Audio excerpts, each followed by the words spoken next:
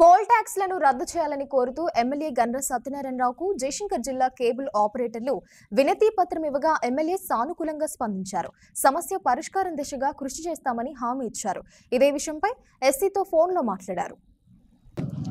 Station Ghanpur Kadiyam Srihari దగ్గర ఇక్కడ కరీంనగర్లో అంతటా ఆపినాక మన దగ్గర ఎందుకు అంత ప్రెషరు? ఇప్పుడు అంతటా లేనిది మనం ఎందుకు ఇబ్బంది? గతంలో ఎట్లా జరిగిందో అట్లనే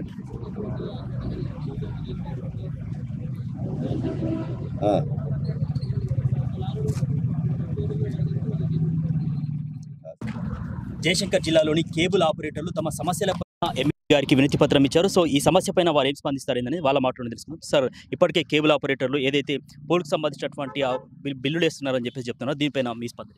ఈ కేబుల్ ఆపరేటర్లు ఏదైతే ఉందో వాళ్ళ బతుకుదెరువు కొరకు గ్రామీణ ప్రాంతాల్లో వాళ్ళ యొక్క జీవనం గడుపుతూ ఉన్నారు. ఈ విషయముని ఏదైతే సిఎండి మన వరుణ్ రెడ్డి గారితో మాట్లాడతాం. ఉమ్మడి వరంగల్ జిల్లా తెలంగాణ రాష్ట్ర సమస్య ఇది.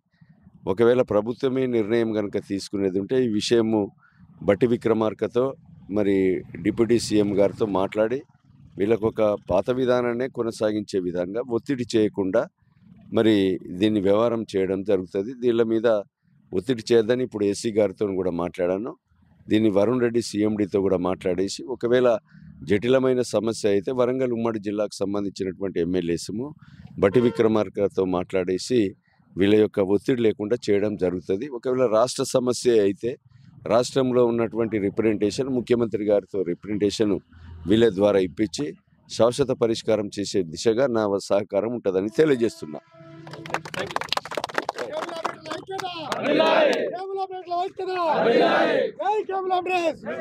సో ఏదైతే కేబుల్ ఆపరేటర్లకు సంబంధించినటువంటి సమస్యను తాను విన్నానని, తప్పకుండా తన దృష్టికి వచ్చినటువంటి సమస్యను మరి ఆపరేటర్లకు సంబంధించినటువంటి సమస్యను తాను పరిష్కారం చేసే దిశగా కృషి చేస్తానని చెప్పేసి ఎమ్మెల్యే గండ్ర సత్యనారాయణరావు గారు అయితే హామీ ఇవ్వడం జరిగింది. గ్రామీణ స్థాయి నుంచి మొదలుకొని పట్టణ స్థాయి వరకు చాలా ఏండ్లుగా కేబుల్ టీవీ కనెక్షన్ పాత్ర అనేది ఎంతో కీలకమైంది.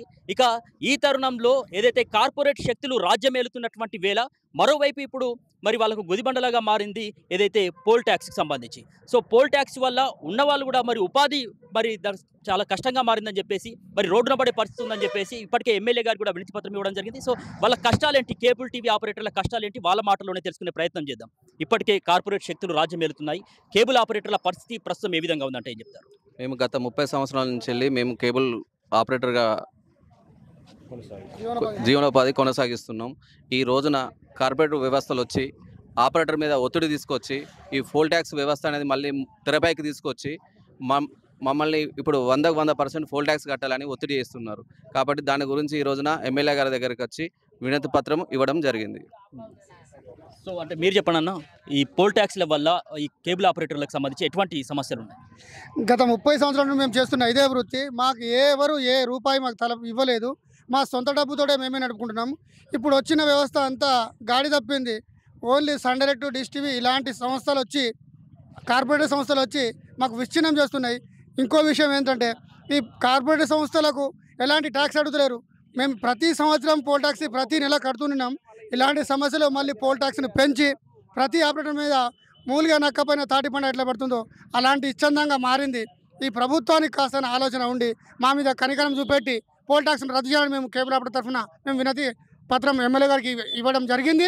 ఇప్పుడు కూడా రద్దు చేయాలని మేము ఈ మీడియా తరఫున మాట్లాడడం జరుగుతుంది. సో ఇప్పటికే ఎమ్మెల్యే గారికి వినతి పత్రం ఇవ్వడం జరిగింది. సమస్య సానుకూలంగా మరి అంటే పరిష్కారం అయ్యే అవకాశాలు ఉన్నాయని అనుకుంటున్నారా? ఒకవేళ సమస్య పరిష్కారం కాకపోతే మీ కార్యాచరణ ఏ విధంగా ఉండబోతుంది? ఈటీవీ పుట్టినప్పటి నుంచి మేము గొడుగులు పట్టుకొని మేము అప్పటి నుంచి కష్టపడకుండా మాన్యువల్ నుంచి కష్టపడడం కేబుల్ ద్వారా అప్పటి నుంచి కష్టపడుకుంటూ ఇప్పుడు మనం ఎప్పుడు వీళ్ళందరినీ మేము వినోదం చూపించుకుంటూ అప్పటి నుంచి ఇప్పటిదాకా కష్టపడుకుంటూ వస్తాను. ఇప్పుడు మళ్ళీ డిజిటల్ వచ్చింది, డిజిటల్ తర్వాత కార్డ్స్ వచ్చినాయి. ఎట్లయినా కూడా ఇవన్నీ తిప్పల పడుకుంటైనా కూడా మేము మన ప్రజలకు వినోదం చూపిస్తాను. ఎందుకంటే ఇప్పుడు మళ్ళీ అది పోయి కార్పొరేట్ కంపెనీలు అన్నీ వచ్చేసి ఇప్పుడు మమ్మల్ని మొత్తం ఉనికిని మొత్తం కోల్పోయే పరిస్థితి వచ్చింది. అందరు ఇప్పుడు మనకు వీళ్ళను ఒత్తిపడేయాలనే వాళ్ళ కార్పొరేట్ సంస్థలు బాగా ముందుకు వస్తున్నారు. అందులో మళ్ళీ ఇప్పుడు కరెంటు పోలు ఛార్జీలని మళ్ళీ వీళ్ళు ఈ డిపార్ట్మెంట్ వచ్చి ఈ పోల్ ట్యాక్స్ అని వీళ్ళు ఎంబడిపడి ఊళ్ళకి వచ్చి బెదిరియడం, మొత్తం పోలు గీస్తారు. ఇప్పుడు ఒక్కొక్కరికి ఉంటాయి, ఇప్పుడు 100 ఉండవచ్చు, 150 ఉండవచ్చు, ఇవన్నీ మొత్తం అన్నీ కట్టాల్సిందే, కట్టకపోతే బాగుండదు అనేది వైర్లు కట్ చేస్తాం. అదే అన్నది ఇప్పుడు ఆపరేటర్ల పరిస్థితి అంత బాగలేదు, అంత ఘోరంగా ఉన్నది. ఇప్పుడు ఏం చేయాలి ఏం కాదు అనేది మేము వచ్చినాం ఇక్కడ మేము జిల్లా వ్యాప్తంగా ఇప్పుడు మనం భూపాలపల్లికి వచ్చి మేము ఒక వినతి పత్రం మేము ఎమ్మెల్యే గారికి మాకు పోల్ ట్యాక్సీలు మాకు రద్దు చేయాలి. ఎందుకంటే గతంలో మాకు ఎన్నో కొన్ని ఇప్పటి నుంచి 20 సంవత్సరాల నుంచి పోల్ ట్యాక్సీలు మేము అప్పుడు కేబుల్ నడిపినప్పటి నుంచి పోల్ ట్యాక్సీలు అనేది ఎత్తనే ఉన్నారు.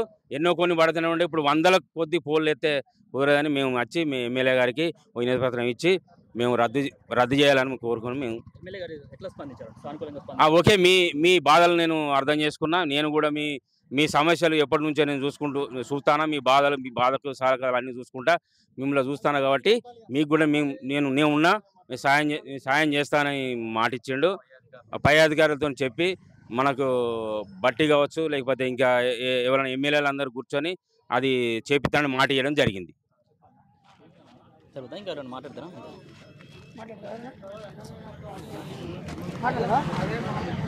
దాదాపు 30 సంవత్సరాలుగా కూడా ఇదే రంగాన్ని, కేబుల్ టీవీ రంగాన్ని మరి నమ్ముకొని మరి ఉపాధికి మరి ఏదైతే కార్పొరేట్ శక్తులు గండిగొడుతున్నటువంటి వేళ దాన్నే నమ్ముకొని ఉన్నటువంటి కార్పొరేట్ ఎవరైతే శక్తులకు సంబంధించి మరి వారికి వ్యతిరేకంగా పోరాడాల్సినటువంటి అవసరం ఉంది. ఈ నేపథ్యంలోనే ఆపరేటర్లు కూడా ముక్త కంఠంతో ఖండిస్తూ ఉన్నారు. అదేవిధంగా ఈ నేపథ్యంలో పోల్ ట్యాక్స్ల పేరుతో విద్యుత్ శాఖ కూడా మరి ఇబ్బందులకు గురి చేస్తున్నటువంటి నేపథ్యంలో అదనంగా మేము కట్టలేకపోతున్నామని చెప్పేసి వారు చెప్పారు. ఇప్పటికే ఎమ్మెల్యే గారు కూడా తమ సమస్య పట్ల సానుకూలంగా స్పందించారని చెప్తా ఉన్నారు.